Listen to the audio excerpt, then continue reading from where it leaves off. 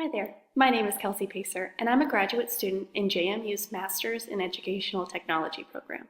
And today, I'll be presenting my literature review on virtual reality in K-12 education. Virtual reality is becoming a buzzword in education. This simulation-based software went from being the dream of science videos to trade shows to the military sector, and finally made its way into education. The increase in devices and decrease in prices has finally made virtual reality an option for students. But is it worth it? For my literature review, I chose to focus on virtual reality in K-12 education. As a technology integrator with Chesterfield County Public Schools, it is my job to help students develop into well-rounded learners. This includes evaluating and then implementing the use of new technologies in my district. Virtual reality software and devices have been floating around in the educational atmosphere recently, and I want to know as much about them as possible in order to be an educated consumer and possible trainer in the future. This is my rationale behind my literature review. I kept my objectives broad and simple for this assignment so that I wouldn't get sucked in by specifics. I essentially wanted to know how virtual reality is being implemented in K-12 classrooms and how successful it is in supporting learning compared to traditional instructional methods. My findings will be coming up in the next couple of minutes. In searching for articles, given that the subject is relatively new, I only wanted the most recent literature on the subject. I chose to filter my search for articles from 2012 or later. I only wanted articles with a heavy focus on K-12 education, not higher university-level education. And while I was open to reviewing articles published from outside of the United States, I did need the text to be in articulate academic English. I found all of my resources through the EBSCO database through the JMU Library's website. As stated in my previous slide, I only considered resources published from 2012 to the present. I actually found all of my resources with the search terms virtual reality and education and virtual reality and classroom. A multitude of articles appeared when I used those terms, and based on the abstracts, I could further determine if the study fit my eligibility parameters. In order to take in and synthesize the information from each article, I followed a few steps. I first read the abstract and annotated anything interesting that stood out to me and that I wanted to delve into further in the actual study. I then read the rest of the text to get a better perspective on the entire situation presented and to glean more information than the abstract gave me. Finally, after reading, I looked for similarities and differences between the articles and others I previously read. I did try to organize reading the papers by objective question to make this easier.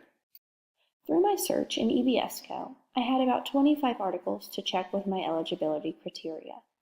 13 articles did not meet my requirements, leaving a final 12 for inclusion in my literature review.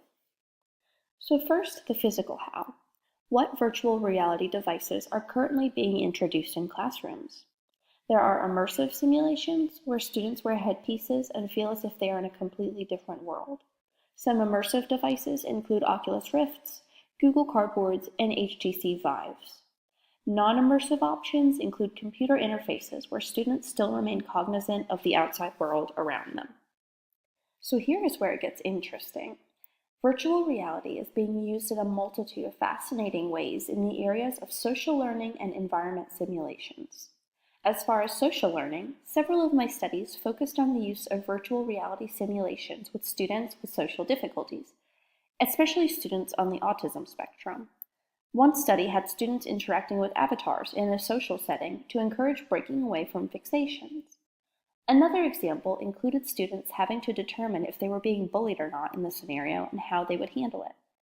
Finally, probably the most intriguing article I read had students immersed in high-risk peer pressure simulations and measured their psychosomatic reactions to the simulations.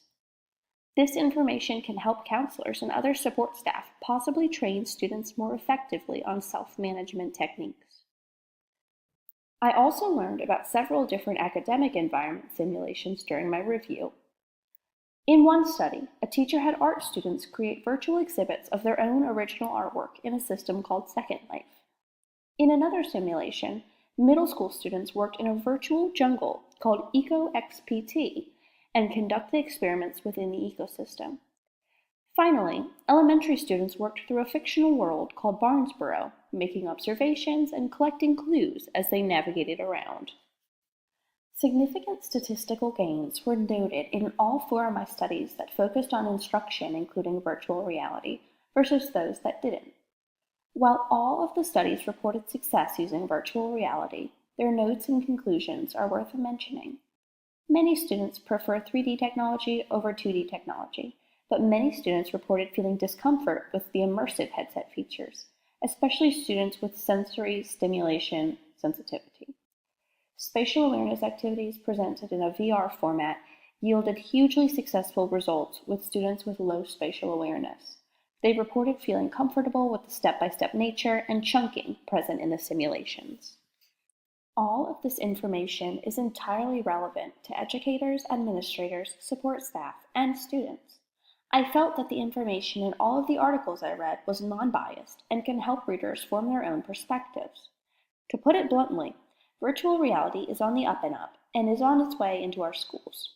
We should be familiar with its advantages and shortcomings and plan accordingly. The recommendations and implications I have for future creation and use are for developers to incorporate best instructional design practices into all VR software and make a lot of different programs. Provide examples of implementation and professional development for teachers who want to try it out with their students. In order for students to be comfortable with it, teachers must plan for an extended period of introduction, exploration, and adjustment to the software for students if they are looking for the software to provide meaningful learning and not be a novelty or a literal headache. We are in an exciting time with virtual reality emerging as a new technology in the face of education. It is already being used in a variety of innovative ways and being pioneered in more ways daily. If we can blend best practices with this new technology, we may have an extremely powerful tool for student learning. If you are interested in delving deeper into the concept and theory behind virtual reality, I will be putting a link to my reference list in the comment section of this video. Thank you.